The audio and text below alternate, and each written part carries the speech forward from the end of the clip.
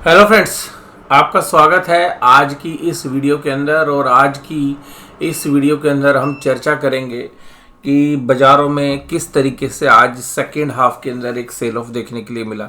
Second half भी नहीं बोलूँगा मैं, लास्ट के 15 मिनट में जो सेल ऑफ देखने के लिए मिला।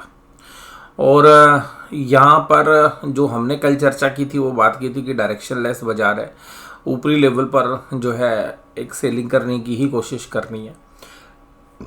आप में से बहुत सारे लोगों का ये व्यू है कि सर आप ना हमेशा मंदी की बात करते हो।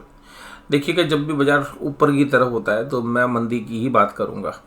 और रीज़न ये है क्योंकि जो फंडामेंटल्स हैं उन सब को अगर मान लीजिएगा कि भाई बैंकों के रिजल्ट अच्छे थे तो बैंकों के फंडामेंटली चीज़ें ऊपर आ गई, लेकिन जो बाकी इंडेक्स है यानी कि जो बाकी शेयर्स हैं वहाँ पर फंडामेंटल्स इतने हैं ही नहीं। तो अल्टीमेटली होगा क्या कि एक अच्छी खासी प्रॉफिट बुकिंग होगी। और अगर बैंकों को भी चलाना है तो देखिएगा, 2-4 कदम आप आगे बढ़ते हो तो 2-4 कदम पीछे भी हटने पड़ेंगे। तो अगर आप दौड़ भी लगाते हो तो दौड़ लगाने के लिए आपको सबसे पहली बात कंसोलिडेशन करना पड़ता है, बाज़ार को थोड़ा सा थमना पड़ता है, कुछ और नए ट्रिगर्स की तलाश करनी पड़ती है, वो अभी मिसिंग थे। और अभी मैं आपको सीरियसली बोलूं तो देखिएगा, कुछ चीज़ें ना ऐसी लग रही हैं, मतलब बड़ी भयानक सी नज़र आती हैं। आज क्या हुआ है कि आप अगर बिटकॉइंस के प्राइस देखेंगे तो बिटकॉइन के अंदर एक बड़ा शार्प सेल जो है देखने के लिए मिला। और तकरीबन 11-12% की अंदर की कमजोरी जो है बिटकॉइन के अंदर है। और जो जून में जब हमारे इंडेक्स ने जब लो लगाए थे, यूएस के बाज़ारों में जब लो लगे थे, उन्हीं प्राइस के आसपास बिटकॉइन आज आ गया है। और बिटकॉइन छोड़िए कि जो दूसरी क्रिप्टो करेंसी जो काफ़ी बिटकॉइन के बाद चलती है, इथेरियम, वो भी 20% की कमजोरी के साथ है। और इसका जो मुख्य रीज़न है वो बताया जा रहा है कि एक जो एक्सचेंज है क्रिप्टो का, जो सेकंड लार्जेस्ट एक्सचेंज है, वो इंसॉल्वेंसी की तरफ बढ़ रहा है। तो ये जो सब चीज़ें हैं वो अब इम्पैक्ट कर रही हैं। डाउ जोन्स के अंदर भी आज थोड़ी सी कमजोरी है। रीज़न ये है कि जो रिपब्लिकन्स हैं और जो डेमोक्रेट्स हैं उनके बीच में जो लड़ाई यानी कि जो मिड टर्म रिजल्ट है वो कुछ इस तरीके के हैं जो शायद बाज़ार को पसंद नहीं आ रहे हैं। और हमारे बाज़ार देखिएगा, आपको मैं यही बोल रहा था कि बाज़ार जो है डायरेक्शन लेस है, ऊपर की लेवल पे थकते हुए नज़र आ रहे हैं। कोशिश ही हो रही है कि बाज़ार कह रहा है कि भाई मैं तो आगे चलूँगा नहीं, और बुल्स बाज़ार को खींचना चाह रहे हैं। और बियर्स बाज़ार को इसलिए नहीं बेचते कि भाई कहीं हम बेचें और फिर बाज़ार और चला जाए। तो बाज़ार अभी टाइम पास कर रहा था। अब टाइम पास के बीच में आज जो शाम को सेलिंग हुई उसको देख के ऐसा लगता है कि भाई बाज़ार अब ऊपरी लेवल पे थोड़ा सा अटकेंगे, बाज़ार एक बार नीचे आने चाहिए। और यही हमारा व्यू है। और आपने देखा भी होगा कि जिन कंपनीज के रिजल्ट अच्छे नहीं आ रहे हैं वहाँ पे पनिशमेंट भी हो रही है कुछ जगह पे। और फार्मर आईटी को देखिएगा बर्दाश्त नहीं करता। फार्मर आईटी जो डिफेंसिव है, अगर यहाँ थोड़े से भी रिजल्ट ख़राब आते हैं ना, बाज़ार बर्दाश्त नहीं करता है। मैंने कल आपके साथ डिवीज़ लैब के ट्रेड के बारे में बात भी की थी। तो डिवीज़ लैब का शेयर आज भी 3.5-4% की कमजोरी के साथ ही क्लोज हुआ। हालांकि उसमें हमने पोजीशंस अपनी और थोड़ी सी इंक्रीज़ कर दी क्योंकि ऑप्शंस के प्रीमियम बढ़ गए थे। और हम कल डिवीज़ लैब के अंदर भी एक टेक्निकल बाउंस बैक की जो उम्मीद कर रहे हैं। और हमें लगता है कि 30 से 50 रुपये के आसपास की तेजी कल आपको डिवीज़ लैब के शेयर से मिलनी चाहिए। और सिमिलर लेवल पर हमने अपने जो है ट्रेड्स आज इनिशिएट भी किए हैं जाते वक्त शाम को क्लोजिंग में, और इस उम्मीद में कि 30 से 50 रुपये का जो है एक रन पाएगा और उसको जो है हम कैपिटलाइज करने की कोशिश करेंगे। तो सिमिलर व्यू जो है तेजी के। तो ऐसा नहीं है कि आप लोग सोचते हैं कि मैं केवल मंदी की बात करता हूँ। मुझे जहाँ पे मंदी हो रही होती है और वहाँ पे वैल्यूएशंस ठीक लगते हैं और हमें लगता है कि शेयर्स अच्छे हैं, वहाँ पर हम खरीदने की भी कोशिश पूरी रखते हैं।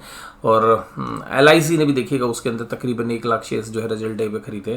तो कुल मिलाकर जहाँ पे वैल्यूएशंस ठीक लगती हैं वहाँ पर ख़रीदने की भी जो है पूरी कोशिश जो है हम करते हैं। और बेशक से क्योंकि हमारा जो नज़रिया होता है वो थोड़ा सा लॉन्ग टर्म का होता है। और ट्रेड को भी जब हम लेते हैं तो इस एंगल से लेते हैं कि अगर वो ट्रेड अगर हमें थोड़ा सा लंबे समय के लिए नज़रिया रखें या अगर हम स्टॉप लॉस सही समय पर नहीं काटें तो भी जो है हमारे को ज़्यादा डैमेज ना हो और हम लॉन्ग टर्म पर उस पोजीशंस को रखने की शक्ति रखें। तो इस तरीके से जो है व्यू हम रखते हैं। और इसी कड़ी के अंदर जो है मैंने कल आपको डिवीज़ लैब के शेयर्स की भी चर्चा की। और अब मुझे लगता है कि आज जो डिवीज़ लैब में कुल मिलाकर 3280 के ऊपर एक बड़ा अच्छा सपोर्ट था मंथली चार्ट पे भी, और आप डेली चार्ट पे भी देखेंगे वहाँ से एक अच्छा बाउंस भी लिया। हालांकि वहाँ से 3-4 रुपये और भी नीचे गया था, लेकिन पूरे दिन भर जो है उसको रिस्पेक्ट किया और अब हमें लगता है कि यहीं से एक टेक्निकल बाउंस बैक कल मिलेगा, नहीं तो परसों मिलेगा। और अभी ये जो है हमारा व्यू है। और यहाँ पर मुझे अभी भी लगता है कि आईटी फिर गिरावट आए तो आईटी में फिर जो है हमें लगता है कि बहुत ज़्यादा गिरावट आ गई है, और गिरावट अभी और भी आएगी आईटी में, लेकिन वो गिरावट जो है खरीदने के मौके होंगे। इंडेक्स 18,157 और जो 18,200-300 के बीच में ये हमारा, हालांकि जो वीकली एनालिसिस था उसमें हमने 400 तक की बात की थी, बट हमने यही कहा था कि सेल ऑन राइज ही मार्केट है। और बाजार ने किया भी क्या है, अगर हम मान लीजिएगा हम तेजी की कॉल ले लेते, मान लीजिए हम तेजी की कॉल ले लेते, क्या होता यार, वही फंस के तो खड़े रहते ना। वो तेजी वालों को कौन सा निकलने दे रहा है बाजार।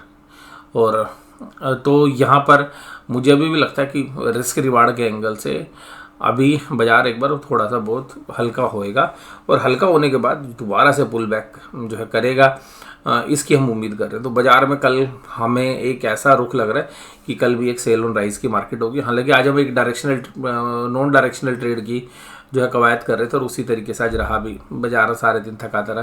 कैंडल फिर देखेंगे निफ्टी में ऊपर एक बड़ी रेड कैंडल बनी है, और बियर्स जो है इसको देख के खुश हो रहे होंगे ये भाई देखिए कल हैंगिंग मैन बना, उसके बाद इन्होंने ऊपर बाजार को बुल्स ने खींचने की कोशिश की, वहाँ से हमने देखो पटक दिया, और कन्विक्शन नहीं आ रही है बुल्स में से। और Adani Ports, ITC, Adani Enterprise, Infosys, Kotak Mahindra चल रहे थे।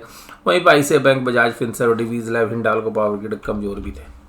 एडवांस डिक्लाइन रेशियो सुबह तो बहुत बड़े थी, शाम होते होते भैया घटने वाले ज़्यादा हो गए, और 1074 घटने के सामने 923 शेयर्स बढ़ने वाले थे मात्र।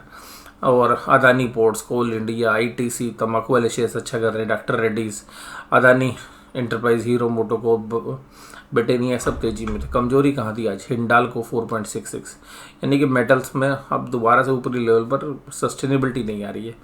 पावर ग्रिड में 4% कमजोरी, डिवीज लैब मैंने अभी चर्चा की 3.39, टेक महिंद्रा 2.35, और मुझे लगता है यार टेक महिंद्रा भी 1000 के नीचे आएगा तो एक अच्छी वैल्यूएबल जो है बाय बनती हुई नजर आनी चाहिए। और मुझे लगता है कि टेक महिंद्रा में भी 1000 के नीचे एक वैल्यूएशंस जो है प्ले आएगा।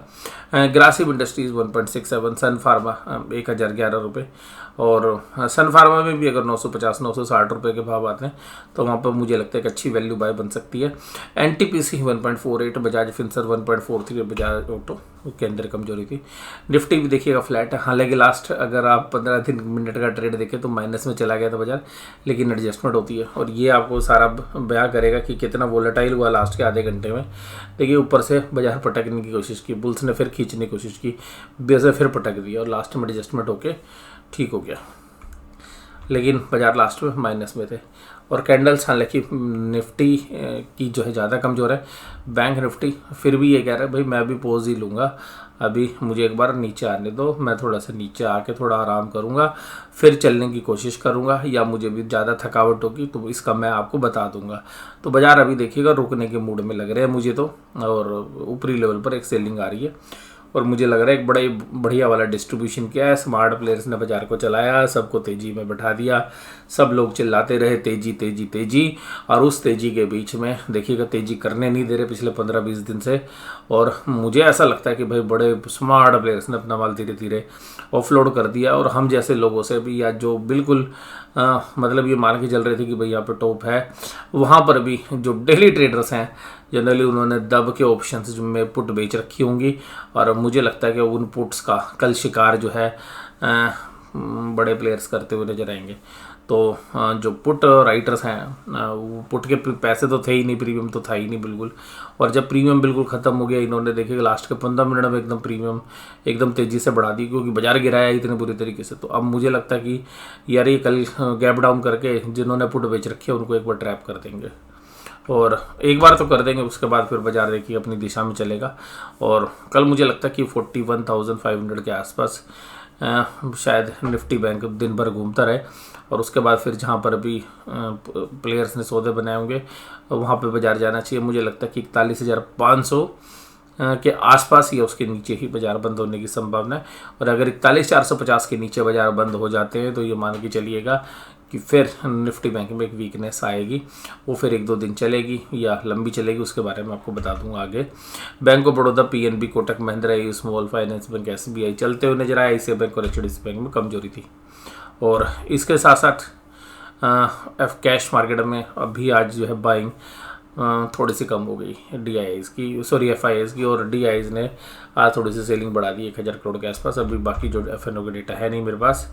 और पुट कॉल रेशो भी जो है कल के लेवल के आसपास ही है, 1 के आसपास। और डाउ जोन्स थोड़ी सी कमजोरी दिखा रहा है और 0.76 पॉइंट की कमजोरी दिखा रहा है, बट ये जो स्ट्रेंथ दिखा रहा था वो स्ट्रेंथ वीक होती हुई पड़ रही है। और रीज़न मुझे लग रहा है कि जो क्रिप्टो करेंसी में सेल ऑफ है वो ब्रेंट क्रूड भी नीचे की तरफ आ गया 94, हमारी जैसी कंट्री के लिए ठीक है। डॉलर इंडेक्स भी देखिएगा 110 के ऊपर आ गया, ये भी कंफर्ट है। और आज अगर हम बात करें ऑप्शन की, तो ऑप्शन के अंदर कहाँ पर अनवाइंडिंग हुई, तो ऑप्शन में देखिएगा यहाँ पर 18,050 और 18,100 और 18,150, 18,200, यहाँ पर थोड़ा सा जो है पुट के अंदर कॉन्फिडेंस कम नज़र आया। हालांकि 18,000 में पुट राइटिंग थी। ऊपर कॉल राइटिंग के अंदर भाई साहब क्या कॉल राइटिंग हुई है, 18,200 की कॉल में राइटिंग हुई 95,000, 18,250 में 57, 18,300 में 96,000, यानी कि कॉल राइटर एग्रेसिव हो गए। तो ये संकेत दे रहे हैं कि बाजार को ऊपर नहीं जाने देंगे। 18,200 18,300 जबरदस्त कॉल राइटिंग है, हो सकता कुछ भी, लेकिन अभी जो ऑप्शन चेन के डेटा वो कह रहे हैं भाई 18,200 18,300 डन इस हफ्ते, यानी कि जो कल एक्सपायरी है 18,300 के नीचे होने देंगे। और ये ऑप्शन चेन के डेटा जो है कह रहे हैं। और पुट राइटिंग जो भी है वो इतनी खतरनाक नहीं है जितनी कॉल राइटिंग है, और कॉल राइटिंग बड़ी खतरनाक है, बाजार को रोकने वाली है। बैंक निफ्टी में क्या है, बैंक निफ्टी में तो भैया अनवाइंडिंग हो गई, बैंक निफ्टी में तो कॉल राइटर अनवाइंड हो गए। और बैंक निफ्टी के अंदर अभी भी जो है तेज़ी करने वाले थोड़े से एग्रेसिव लग रहे हैं ऑप्शन चेन के डेटा के हिसाब से। और हालांकि यहाँ पर अच्छी खासी पुट राइटिंग हुई है 41,600, 41,700, 41,800, बट मुझे ये लगता है कि ये जो राइटिंग हुई है ये सुबह ही हो गई, दिन में हो गई, और लास्ट में जब 10-15 मिनट थे तो शायद अनवाइंड करने का टाइम ही नहीं दिया बाजार ने। तो ये बड़ी ट्रैप हो सकती है अगर कल बाजार 41,500 पे या उसके नीचे खुलता है, तो पुट राइटर ट्रैप हो सकते हैं। 42,000 के ऊपर एक अच्छा रेजिस्टेंस 1,20,000 कॉन्ट्रैक्ट है, 41,500 पे एक अच्छे स्पोर्ट जो है 1,03,000 टोटल कॉन्ट्रैक्ट्स हैं। बट मुझे पर्सनली लगता है कि आज जिस तरीके से बाजार ने रेजिस्टेंस दिखाया, बार बार बुल्स ऊपर खींचने की कोशिश कर, और जैसे ही बाजार ऊपर जाए ऊपर से फेंक दिया जाए, तो हालांकि डायरेक्शन लेस ट्रेड था, एक सीमित दायरे में काम किया। कल की मुझे लग रहा है एक्सपायरी 41,500 के आसपास होनी चाहिए या उसके नीचे होनी चाहिए। आज का व्यू केवल इतना ही, आज के एनालिसिस में केवल इतना ही। वीडियो देखने के लिए धन्यवाद, थैंक यू वेरी मच।